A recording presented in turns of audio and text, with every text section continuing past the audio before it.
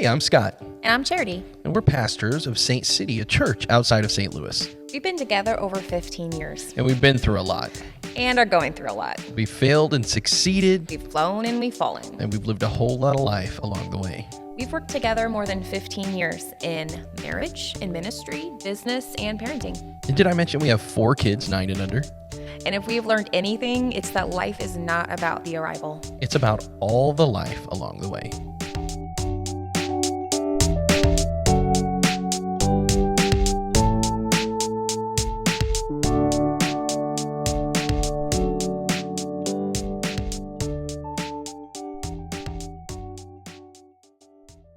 Hey, what's up? Hey, Scott and Charity here, and we're excited to dive into another episode of Life Along the Way. yeah, well, about life along the way.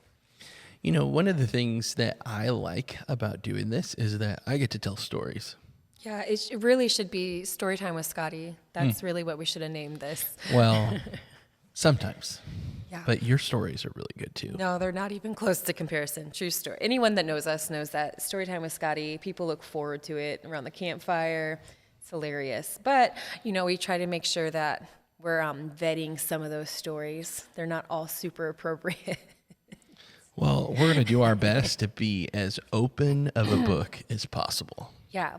But one thing that Scott and I run into a lot is that as soon as people find out we're pastors, we co-pastor Saint City Church right outside of St. Louis. But once people find out we're pastors, sometimes they get a little weird. And Well, they forget that we're just regular people. we're just regular people. And so a lot of times people will like apologize for saying a curse word, or they'll like all of a sudden not want to talk about things. And so we think it's funny because we're just normal people. And so we thought maybe we'd talk a little bit about some stuff and how we were, what we did before we were pastors. Yeah. Because we're really the same people that we were before. We just kind of do some things different and have a different family. Yeah. I mean, we're not different. We just have a lot more experience. Yeah, and we're just in a different place in our life, between being engaged to newlyweds and having 2 dogs to now being married and having 4 kids. It's a little bit different. So a couple episodes back, we talked about the chaos and the craziness and the adventures of our wedding and our honeymoon and coming back from the honeymoon. But, right when we got married, I was actually in the middle of like my first business venture. Oh, and I yeah, actually that's owned true. a cell phone store. Yeah, back in the day when Nextel was a thing, before it got bought out by, was it Sprint? It got bought out by Sprint. It got bought out by Sprint right after we got married, which is why we kind of just let it be, because we could get out and there was different stipulations. And Little all that. caveat, we sold computers in Verizon and AT&T too, but our bread and butter was Nextel. So we were engaged whenever he had his own Nextel shop, and we made it up. And so he's been an entrepreneur for a little bit. A little bit. And I sold watches when I was a teenager. Not from the inside of my coat, but I did. I would buy them wholesale from a place in Dallas, and then I would bring them back up to my family and, sold watches. I even had one of my uncles, he sold some of my watches. he also stole some of your watches. No, he just kept them forever. Forever. So true story. Yeah. I think that there's always been this bend towards entrepreneurism, but I also think that for a while I thought I had it really figured out, and I was like, not only did we own the Nextel store, but when we got married, we moved up to Northwest Indiana, and I thought, you know what? I'm going to become a sheriff's deputy. I'm going to be an adult now. That's it was so funny. I remember we got married and there was a couple month period where all of a sudden Scott was like, we're married now. I need to start dressing like an adult. And so he got rid of all of his graphic tees and he got all these button ups and polo shirts. And it was hilarious. It was this big thing that I'm an adult now. Well, I couldn't have facial hair. So it was a sad day. chunky guy who back, third grade and beyond used to wear a brand called Bugle Boy because they had a husky line.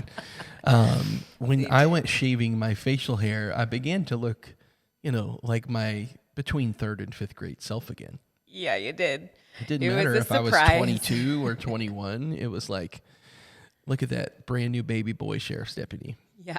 So he was a sheriff's deputy up in Northwest Indiana. And then when we got married, I worked in the court system as a court reporter. And then right after that, in the same court system as part of the Domestic Relations Bureau, which is where I would help people that were going through custody issues and divorce things as far as filling out paperwork, giving them the services they need.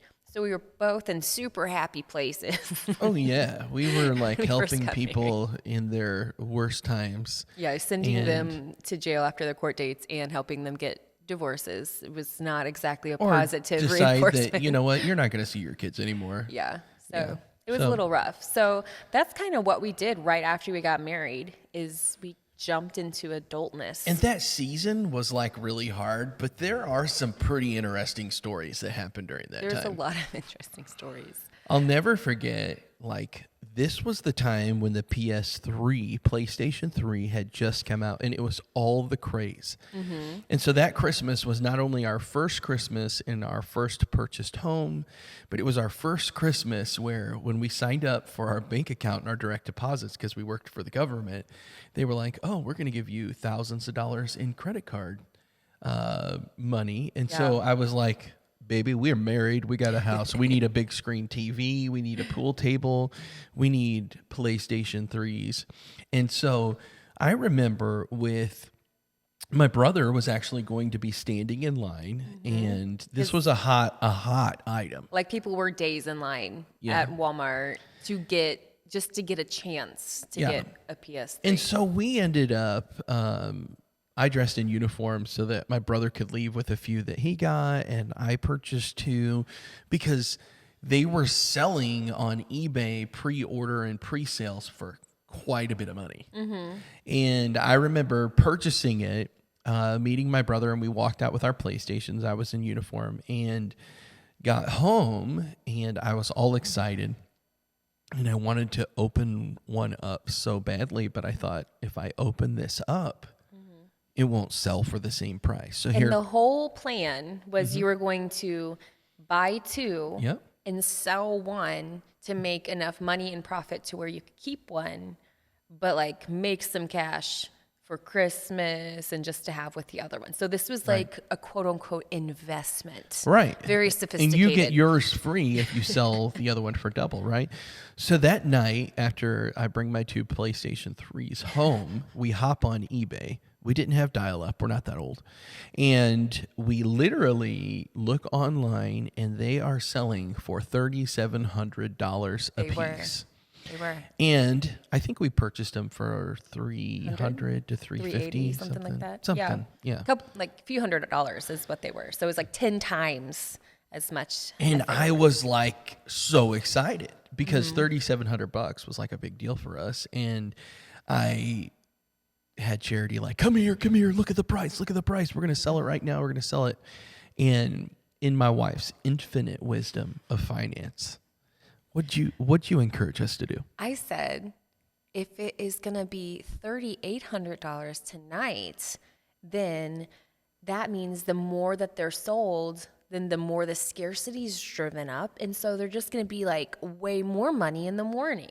So I said, we should not list it right now. We need to wait until tomorrow because I bet it's going to be like way more money. And me, being a little impressionable by my young, talented This is the only wife, thing he was impressionable about. Very early on in our marriage and knowing her financial wisdom, I thought, that sounds good to me. That makes sense. Like if they're $3,700 on the night when there's just a few of them for sale, like they're for sale, then when those get bought up and there's like none for sale, then they'll probably like double in price. So I'm thinking we could make some serious money. But little did we know that everyone and their brother was getting home that night and listing their PlayStation online like other responsible adults should have. And the next day when we checked in the morning, what did we see? It was going for the exact same price that we paid for it. The exact same price. And as a matter of fact, there were so many, they were beginning to be $50 cheaper online than what they were when we bought them at the store. No, I just want to say that this is the one time that I insisted we do something like that financially. And it is the one time that it's turned out bad. And he brings it up like once a month. Remember that one time where I got that PS3 and you're like, we should just wait. So this is that one time. Now, I know this isn't true, but I'm pretty sure like 15 years ago, $3,700 was the equivalent to like $125,000 today. At least in my mind, and as how I remember this, It felt like the investments that we would have been able to make with that $3,700 would have changed our lives. Oh, yeah. So, like we had kind of hit on before, like we had a really, really bad first 2 years of marriage. So this didn't exactly do anything to help that situation. It kind of built some, I think it was more of an excuse for some resentment. So true story, we ended up, because we needed the money, we took both PlayStations back to the store. We did. And got our money days of back. But waiting. listen to this. They would not take them back without opening them and verifying that what was in them was still in them. So the difficult thing was, after all the effort, energy, and patience that it took not to open up a new toy, I watched them at the service counter take razor blades and open up the PlayStations, of which I had never opened, and pull them apart and not be able to put them back in the box, and it broke my heart. It did break your heart.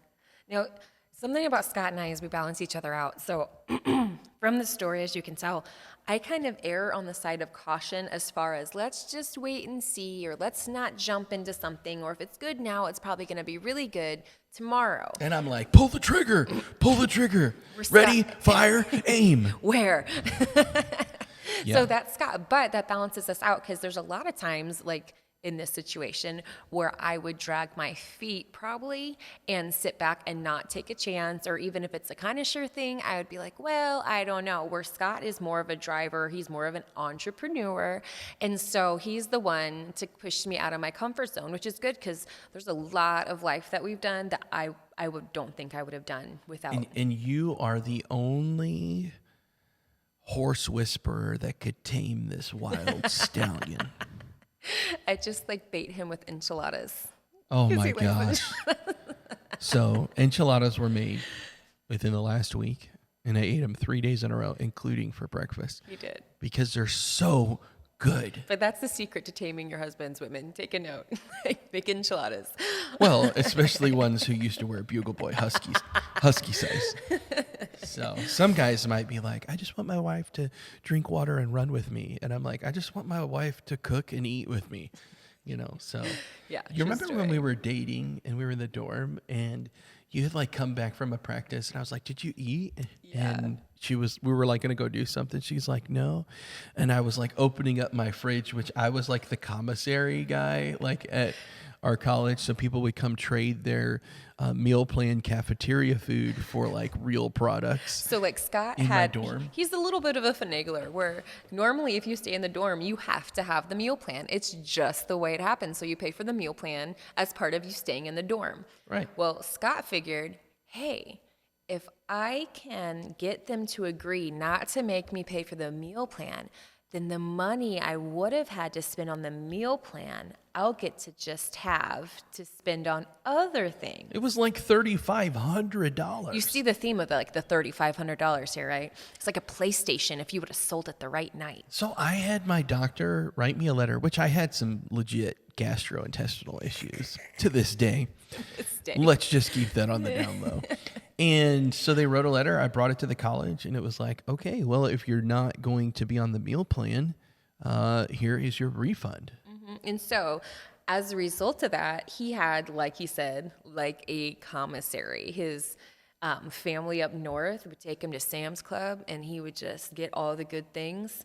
Yeah. And he had the refrigerator, and then he would still be able to eat at the DC because people would come and trade him that money. They would fill for a other things. styrofoam container full of at least the size of a large pizza, and I would be like, "You want a can of ravioli? Here you go." And I would get $9 worth of freshly baked pizza. It was an amazing barter system. Which is probably one of the reasons we didn't even meet until second semester, because you never left your room. Yeah, You were always in your room. I did my own thing. Yeah. So, anyway, one of the first times that I don't think the first time, but in college when we were hanging out, I got back for a softball game, and like he wouldn't stop trying to feed me. And it was kind of getting annoying. Like he's like, I have taquitos, I have this, I have that. And, as a college I think freshman, I got you to eat some quesadillas. They were pretty good. I was like, I don't need El anything. Monterey brand. We're not sponsored by El Monterey, but we would that's love what to they be. were. Yeah. Mhm. And he literally like put them in not the oven, the microwave. And then he made them for me. I think you even had like sour cream you pulled out. Oh, yeah. Like you were like making your own prison here's the pizza. thing. If you've ever read this book, The 5 Love Languages, what often happens is people use the type of love that they want to receive on the person that they want to receive it from. And so as I'm showing my wife, well, she's not my wife, my girlfriend, I want to feed you. That's what I was saying was, this is one of my love languages, and I want you to feed me. The love language of him. And Mexican food, again, enchiladas, quesadillas. Yeah. Oh my gosh. But I remember, I should have known then that the future held a lot of Mexican food from that. Yeah, of course. Yeah. So, but needless to say, I probably could have seen that you were a little bit of a like, hey, let's do this. But it wasn't just feeding you. Like, I was your protector. Like, that was the mode that, like, I began to take in our relationship. Yeah. And, like, I wanted to protect you and take care of you. And, I remember, like, wanting to stand up for you and make sure that nobody took advantage of you. And I remember a specific instance where, like, I had to take care of you. Oh, my gosh. And it was when I was a sheriff's deputy again. Yes. And I get a call from my wife that at a local gas station down from the courthouse that she did not have her wallet or didn't have money to pay for the gas that she just put in her gas tank. What happened was, this is 15 years ago. And so people use checks all the time, especially if you're a local at a gas station or whatever, getting groceries. And so I didn't have a debit card, but I had my checkbook. And so usually when you pull into a gas station 15 years ago, if they didn't take checks, a lot of times they would have a sign saying only local checks, or it would say no checks, cash and card only. So I pulled up and I knew I only had a checkbook, and I looked and it didn't say that. I'm like, okay, I'm okay. It doesn't say no checks. So I put like $25 or $30 worth of gas in my car. And then I go in and like, I think it was a Friday night because it was packed. It was dark because it was Northwest Indiana in the winter. And there was a ton of people in line. It was, I think, on US 30, which up there is a super busy road. And so I get up there in line and I pull out my checkbook. And there was a lady that was the cashier, and she's like, we don't take checks.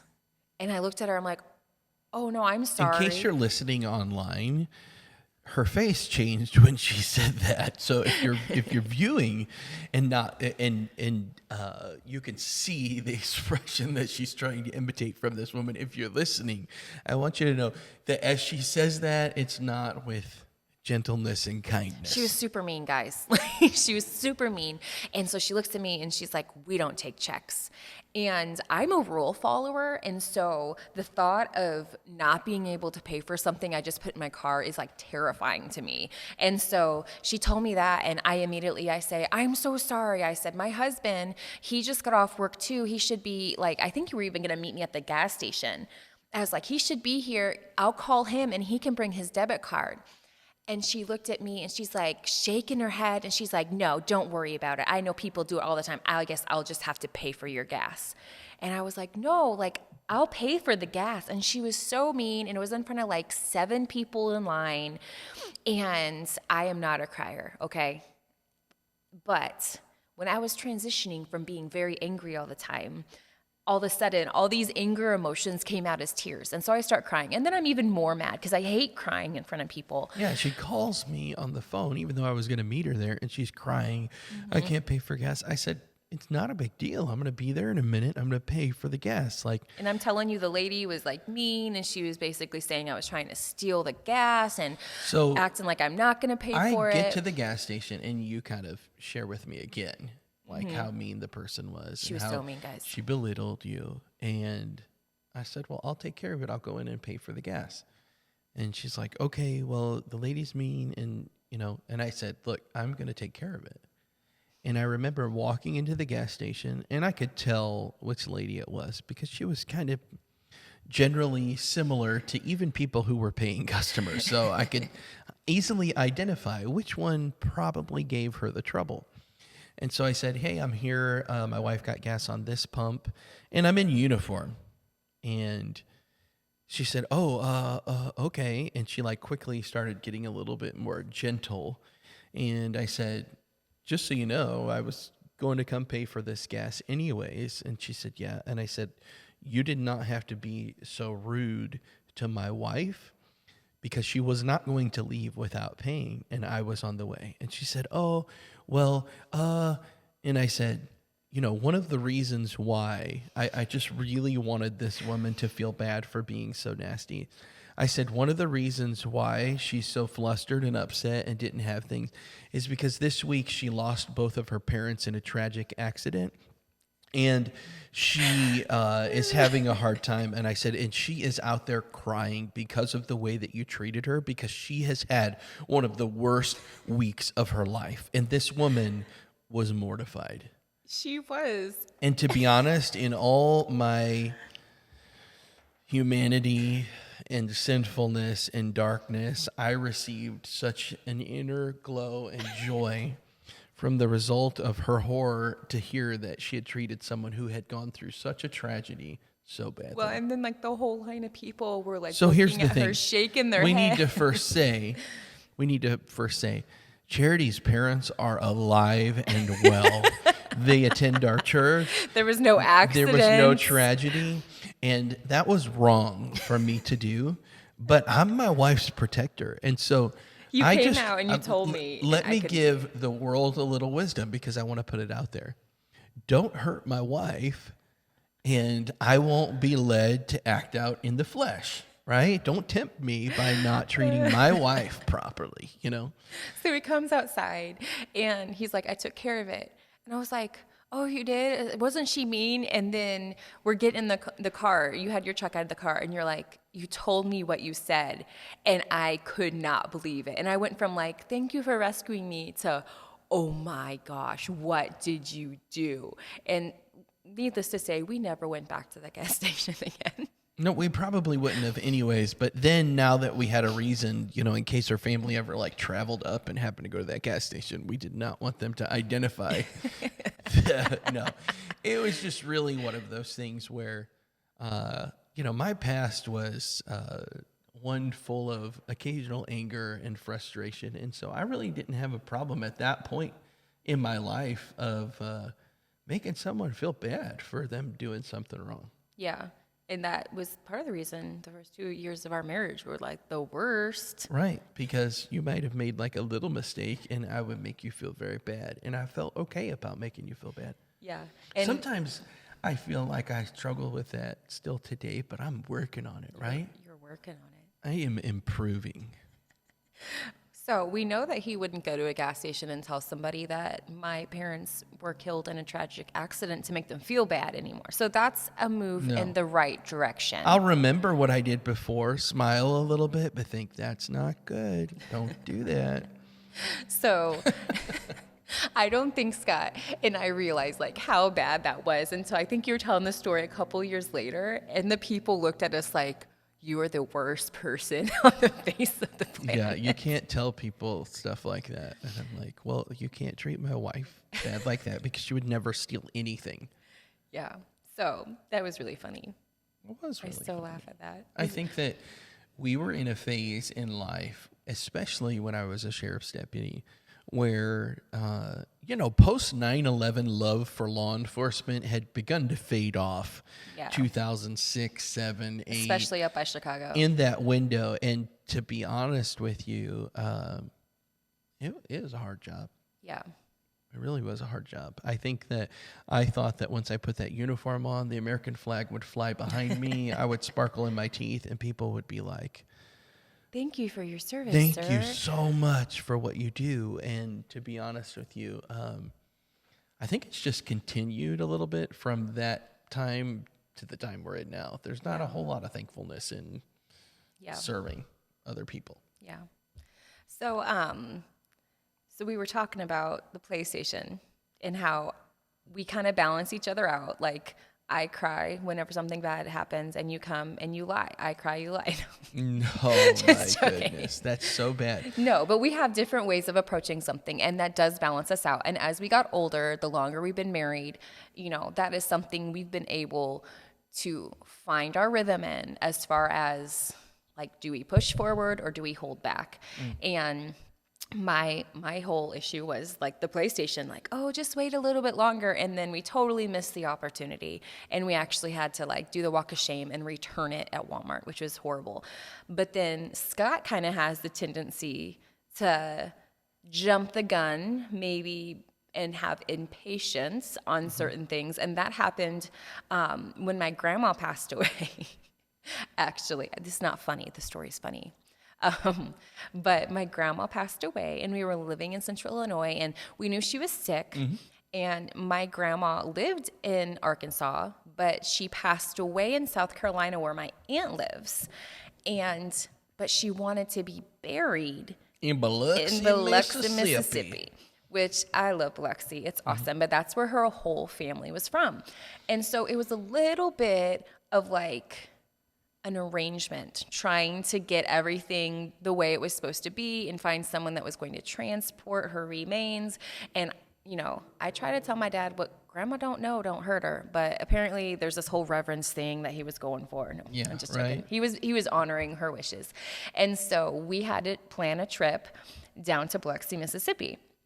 So my dad was talking to a couple of my great aunts, because down in Biloxi, there's a ton of casinos, a ton of hotels. And one of them worked in one of the hotels and said, hey, I can get you a really good rate. And so he was waiting. He let us know, hey, I think that so-and-so can get us a good rate.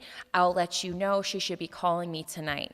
And I was like, no, because I've got to book this hotel to get a good price. And I got this friend who works for Priceline Negotiator.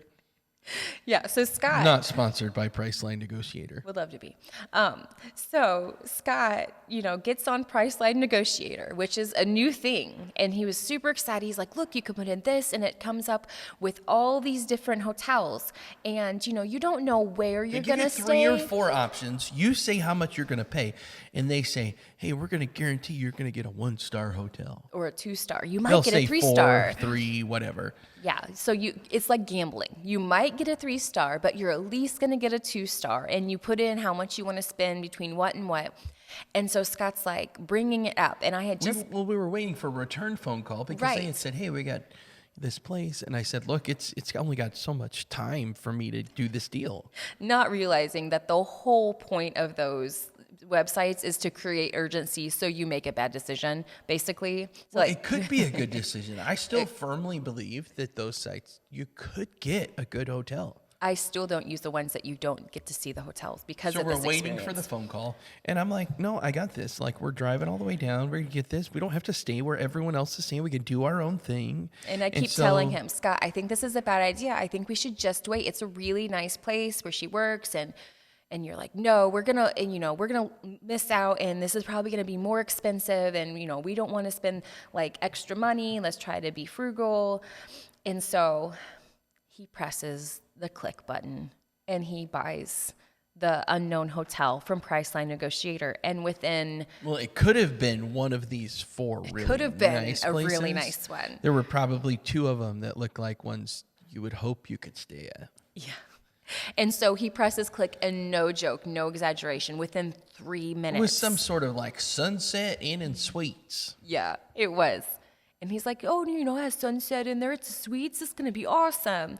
Because as soon as the name pops up, after you hit click, you get to see the name. And I'm thinking, oh, no, this is probably not going to be good. Well, and just as a explanation. So we are like several months after like the epic hurricane hit Biloxi, Mississippi. So there's like a lot of construction. There's a lot of devastation. Everything was still being rebuilt. Things were like stripped bare. And so we got this hotel and we were pretty hopeful. I mean, at We least were hopeful. I was. But literally within 2 minutes after I hit the button, her family calls and was like, hey, we got the hotels. We're going to be staying at the Wyndham and all this stuff. And the price was cheaper than what we paid. And I was like, well, we already got it. We're like, we're stuck. And she goes, no big deal.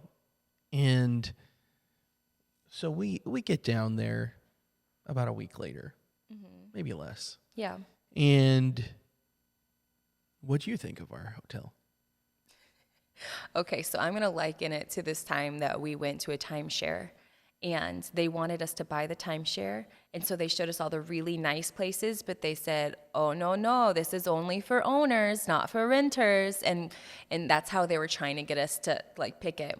And so we go down, and we're, like, passing all these really nice places, and I just have this feeling this is not going to be good, because we're going away from the tourist part, more into the business district, and I felt like someone was like dangling the carrot and saying, oh, no, this is for owners, not for renters.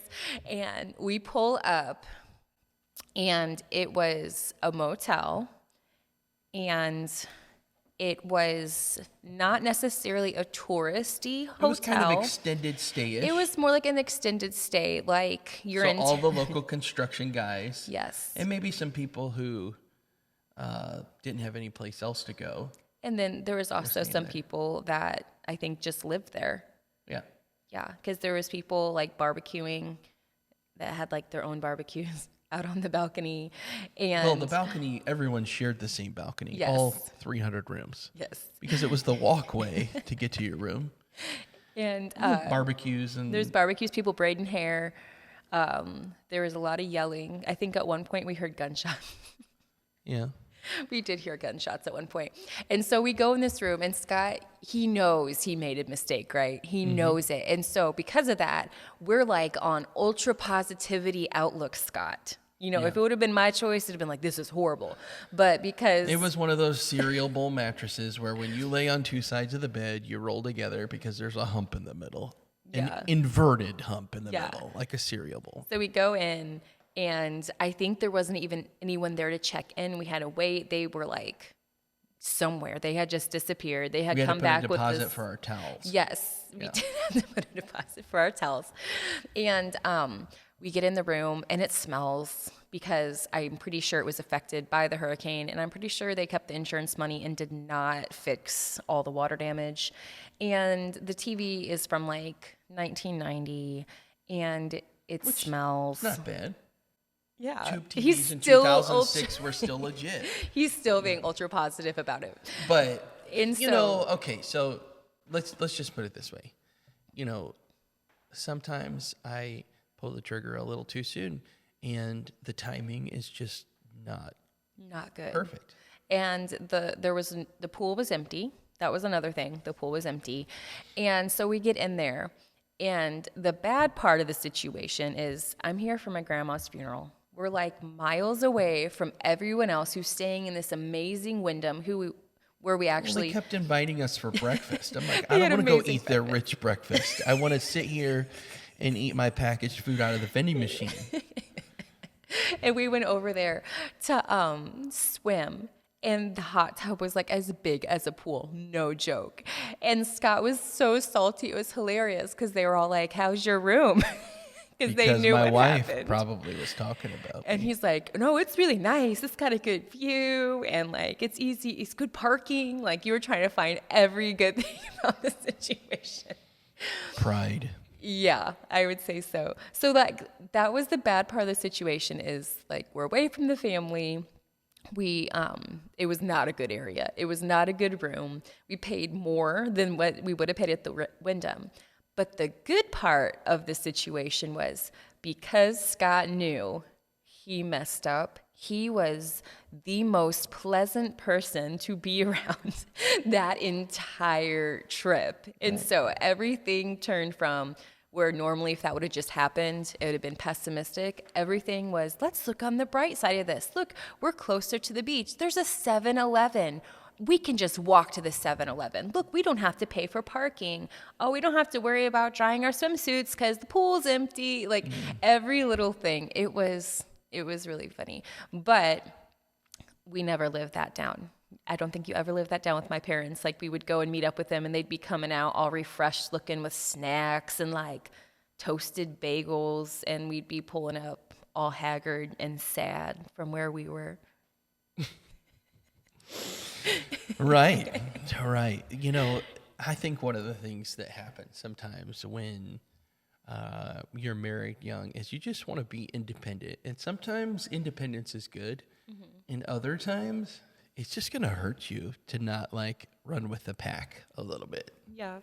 Well, and sometimes, you know, jumping into something and hurrying up is a good thing. There's a lot of things in our life that we would have missed out on if Scott wouldn't have been the driving force behind it.